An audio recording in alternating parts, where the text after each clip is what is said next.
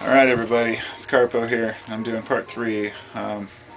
This is the last part of this little quick video, and I was talking about a lot of different ideas of knowledge and truth and how you cannot know for sure, and we have to learn from what we've been told and why it's important to have knowledge.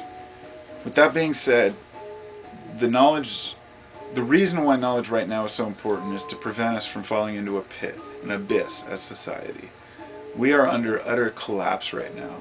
And no matter how positively I talk in my videos and I try to keep upbeat and, people are like, oh, you got a good outlook.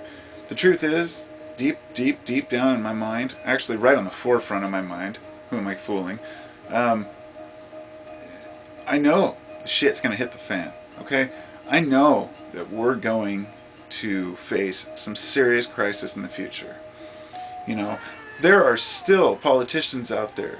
I was watching on the news the other day when they've got guys like, the extreme right-wingers who are saying there's no such thing as global warming, and then you've got guys like, who's that asshole with the wig, the toupee, Donald Trump. He's out there saying global warming's a hoax. It doesn't matter. The fact is, the Earth's warming up. We're having more and more intense storms. And so people will argue and say, the storms are going to damage us. Other folks say radiation is going to kill us. Some people say that we're going to run out of petroleum and not be able to drive or fly.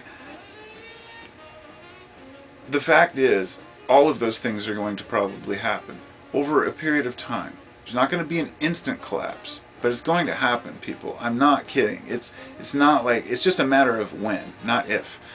And this is why I want to allude to water. Water, I cannot say enough about.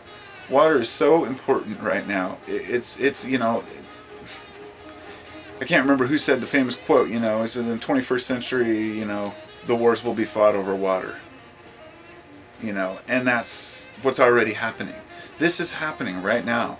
There are societies fighting over water. Wars being fought over water rights. And people being threatened and harassed and murdered even, in other countries. But even here, they're being harassed over wells and over aquifers. And if you think that we have enough water, I watched a couple documentaries on it, and there's a few different good ones. I think there was one called Flow I watched a couple years ago, and one I watched the other night too that was, they all open the eyes to the fact that places like Las Vegas, Vegas is almost out of water. Vegas gets all of their water from the dam. I think it's the Hoover Dam, right? And Lake Mead behind it. When it gets down past a certain level, it's over. And that's exactly what's happening. The water level is going to drop below those turbines in about 3 or 4 years. The power's going to go out, the water's going to run out. What's going to happen? What's going to happen when the first U.S. city runs out of water? You know what's going to happen? They're going to fan out to other cities, and quickly. And when that happens, they're going to overload the capacity of those cities. And it's going to be exponential disaster.